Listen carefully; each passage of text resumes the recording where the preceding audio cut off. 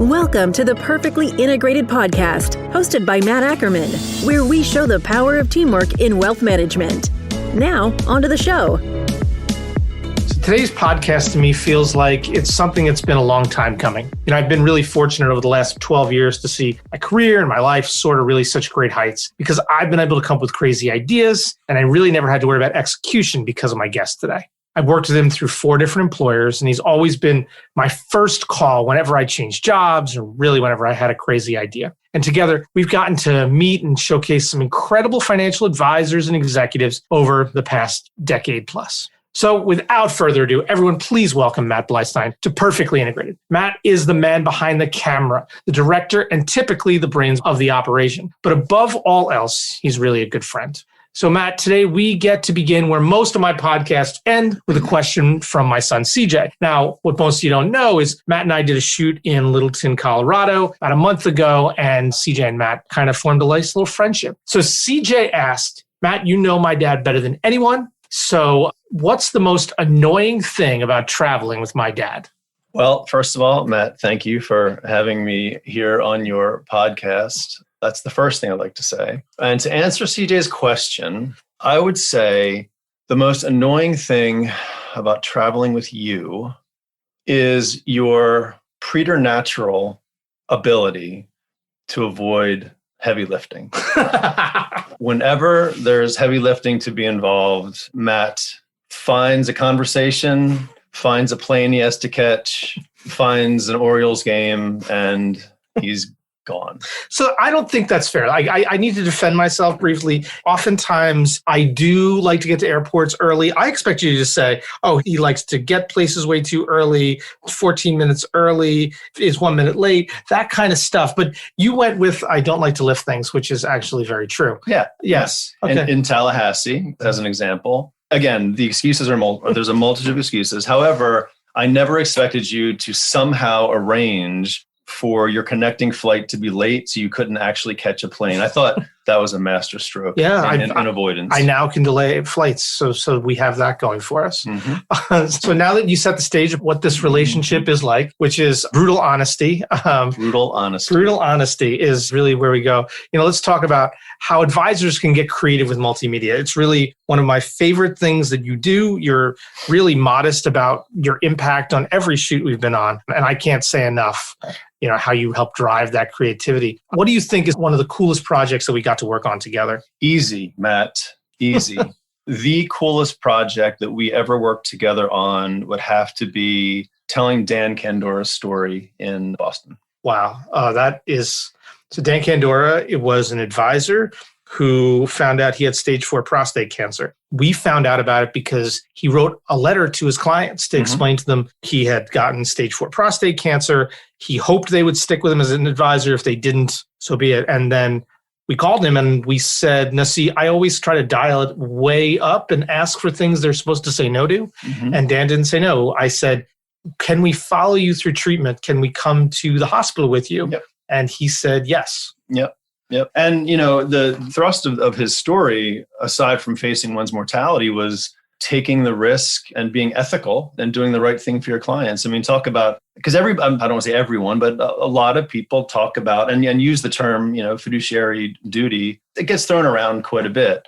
But meeting and talking to and experiencing Dan's story, just the sheer courage of what he did was amazing. And being able to tell that story was easily, in my book, by far the best thing we've done, I think, together. It might not have been the best thing artistically, but I think we did a pretty good job. And it was the most impactful thing, I think, that we've done together. Dan had this modesty about himself, modesty on camera. He didn't even think what he was doing was that big a deal. And it really helped the story resonate with me. I know that. And you had this way of just making him very comfortable on camera in what was an uncomfortable situation. Oh, there was an element of, at least for me, here we were talking to a person who was facing mortality in a very real way and fearlessly. And he was a lot more courageous than I would be. I mean, aside from doing what he did with his clients, just, he put his head down and kept going. And that was just, and with grace. And it was a beautiful thing. It was.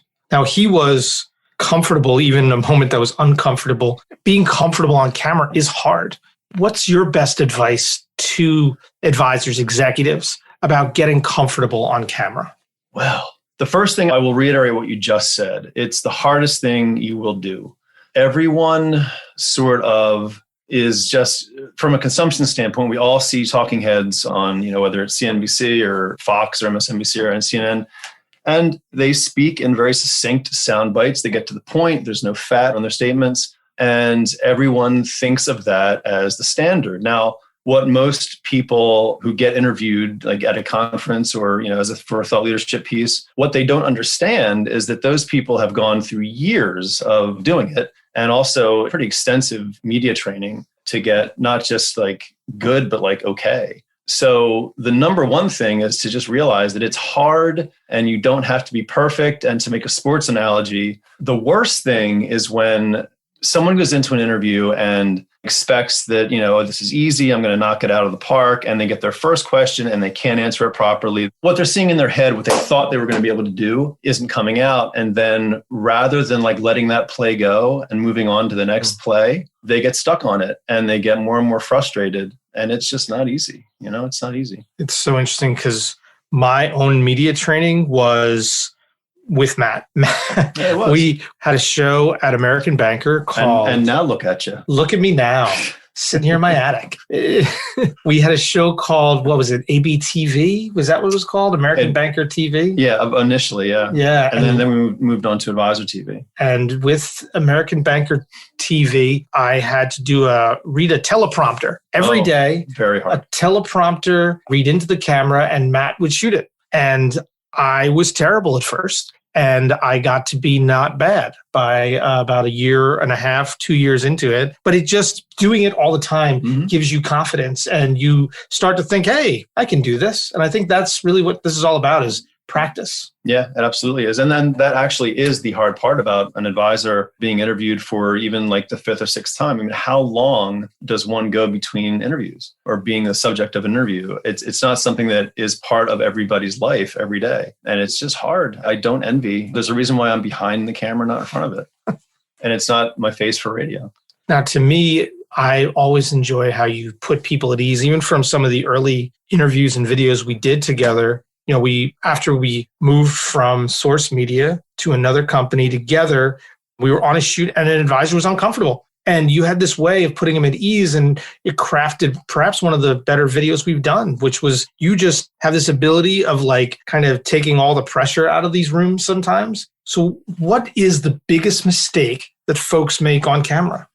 Oh, I would say the biggest mistake, well, there's kind of a two-direction answer. If, for example, and this is something we ran into time and time again, it boils down to having something to say. If we're at a conference, whether it be one of the big boys, Schwab, TD, and everyone goes in and they watch the keynote address, and then they come out and they're scheduled to be interviewed with us, the first 10 advisors after that keynote address just parrot what they just heard in the keynote address. So my biggest advice would be to have something to say, whether it doesn't have to be groundbreaking. It doesn't have to be Malcolm Gladwell. It doesn't have to be, something that's going to just like move the industry. Don't aim for that. Just aim for being honest and trying to just have a voice that is your own. That's the most important thing. Just try to be thoughtful when answering questions. Don't do boilerplate stuff, because everybody says the same thing for the most part in a lot of cases. And what makes a thought leader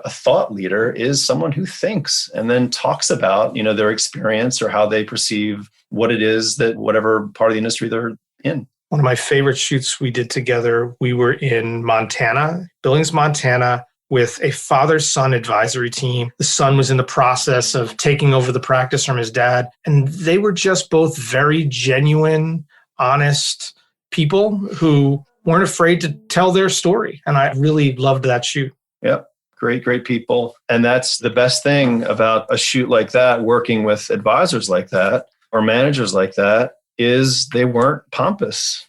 They weren't full of themselves. They didn't think that being a financial advisor was anything more special than any other kind of service job in a way. So it's really impressive to me, that story in Montana. Was there another advisor that we've spoken to or another executive we spoke to that really impressed you on camera? On camera? On camera with their words, podcasts, it can be anything multimedia. On camera. Well, I'm going to answer that two ways. I promised to do that with an earlier question. I never got to the second way, but this time I'm going to do it two ways. Here's the thing about high level, C-suite CEOs. What I found is the best ones to work with are the ones that have no legitimate reason to be nice to you, but they are. In other words, there are some folks from in the C-suite that wouldn't give you the time of day, that feel like you are there, on the video end of it, to just kind of you are sort of taking up their time to do this. You're doing them a huge favor.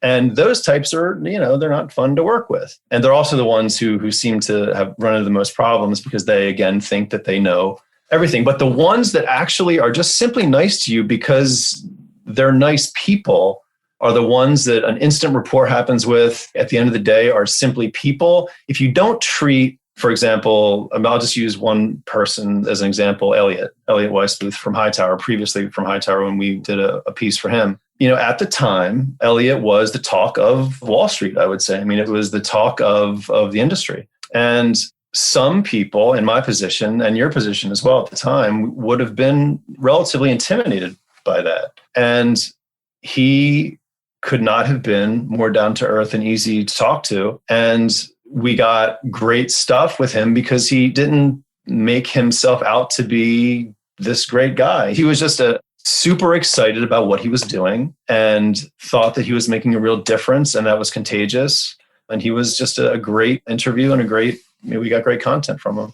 Something that always really stands out to me about those kind of folks is people would come to me after interviews and be shaking my hand and being nice and then kind of scuffle past. And I always would say to them, you should be nice to him. I'm done with this interview. He's the one who's got to take it into, Matt's the one who's got to take this into editing, make you look and sound good. So you really should be nice to the guy behind the camera. You should be nice to everyone, no matter what. I mean, let's take away that it's the right thing to do to be nice to others, but when those people have kind of the power in their hands to make you look and sound great. No, that's absolutely true. Yeah. I mean, the internet's a funny place for still shots. If screen captures of oddly placed mouths or facial expressions, they do make the rounds on Twitter, I hear. Yeah, you've done this to me many times. Never let me shoot you on a green screen. Yes. That's my advice to anyone listening. I had some photos of me where you put captions in hey, stay off my lawn. Yeah. If you really want to learn about the kind of goofy faces you make, have someone behind the camera that you're well, if I do something ridiculous,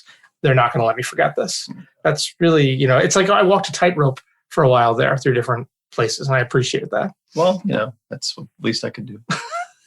So advisors are always asking me, I want to try something new and different, crazy. And usually I try to unlock that part of my brain, and then they don't do that. What would you suggest to somebody who says to you, I want to do something different? Well, something different. I mean, honestly, I would say kind of echo what you just said. I mean, that refrain is something you hear all the time. Mm-hmm. And the reality is this is the thing that we ran into, I think, especially with when we did Practice Makeover together. We wanted very, very much to do something different. But you have to remember, the first thing that all folks in the financial arena that are going to be doing video have to remember is that there's a certain expectation of conservatism. In other words, you have to know your audience. And for the most part, the financial industry, whether it be video or the whole thing sort of is very conservative. You can only go so far, I guess. So you can take a concept and you can make it entertaining, but I think it's always safe to stay a little bit further from the edge than you think you want to go. I mean, I also think that if advisors want to do something crazy and new, you should get them, they shouldn't ask that question, because crazy, new is fine. Crazy is generally not fine. I mean, if you think that in the industry you have a certain reputation and you want to break that by doing something a little bit out of the box, so to speak, then sure. But, don't go too far, keep it, you're not going from financial video to lifestyle video. You're not making a cooking show all of a sudden, unless you want to make a cooking show all of a sudden, which could be fun. But then how long will that last? And then is that really? I think if we did a show called Dishing on Wealth Management, I'd be in. think that'd be fun. Yeah, it would be. I mean, okay. So so you asked the question from the perspective of what I would say to it.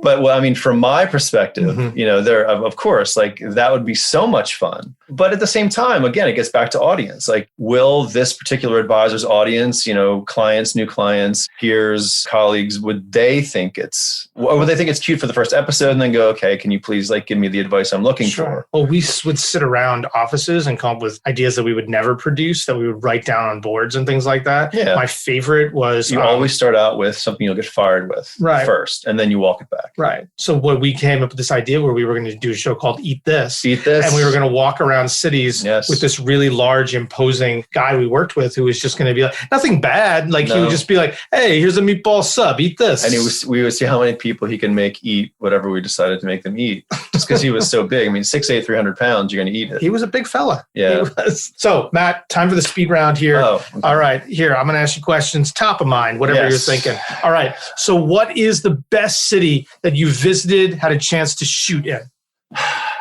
The best city is Chicago. Nice. All right. Favorite shoot that we got for you? Dan Candora. Dan Candora. You already answered that question. Nice. Best advice you've ever received in your life? Ooh, don't eat that cheese. Okay. Last one. One thing you wish everyone knew before the cameras rolled. How hard this is going to be. Don't take it for granted. It's not easy. And don't try to be perfect. I love it. Great advice. So, Matt, you get a bonus question from CJ. Question. CJ, since you guys are such good friends. CJ asks, what's the most embarrassing thing my dad's done on camera? Well, again, you are really good at this. So you don't ordinarily do embarrassing things on your own because beyond that. So it is sometimes felt like I've had to sort of get you to do embarrassing things. And the best way for me to do that was to change scripts in teleprompters. Oh, goodness. And I remember one time we were working on a video for some conference that was happening in San Diego. And it was going to be something that was going to go up on a screen somewhere there to sort of welcome guests or something on day 2 for the keynotes or something. And it was a perfect script. You okayed it. You loved it. We rehearsed it. It was fine. And then we went to roll and I changed the script and your sign off was something along the lines of, thank you very much. This has been a great day. I hope you enjoy the keynote, Matt Ackermann and San Diego. Oh, gosh. And I said it. You know why? Because I read the teleprompter. I do what I'm told. I'm a professional. And I don't think you even noticed. I didn't. I think I probably the first time through skipped it. But then I think the camera stopped because you have a video of this somewhere. Well, because the camera was shaking with my laughter. Anything to make me look silly. Matt, as always, thank you so much for taking some time today. This has been a joy, a real joy. Yes, actually, Matt, it has been a really cool experience. Scary. I was talking earlier about how scary it is to be in front of a camera. It's scary to do this. These are things, although I'll end with this, that I just got in my email box today because I get enlightening quotes every day. And this one was from Eleanor Roosevelt. And she said, you must do the thing that you think you cannot do. So here I am doing a podcast, trying to be reasonably helpful. You are very helpful. Matt, thanks so much, buddy. Hey, for Perfectly Integrated, I'm Matt Ackermann. Have a great day. Content in this material is for general information only and not intended to provide specific advice or recommendations for any individual. All performance referenced is historical and is no guarantee of future results. Securities offered through LPL Financial, member FINRA SIPC. Investment advice offered through Integrated Partners, a registered investment advisor and separate entity from LPL Financial. Matt Bleistein is a freelance video producer and editor and is a separate entity and not affiliated with Integrated Partners and LPL Financial.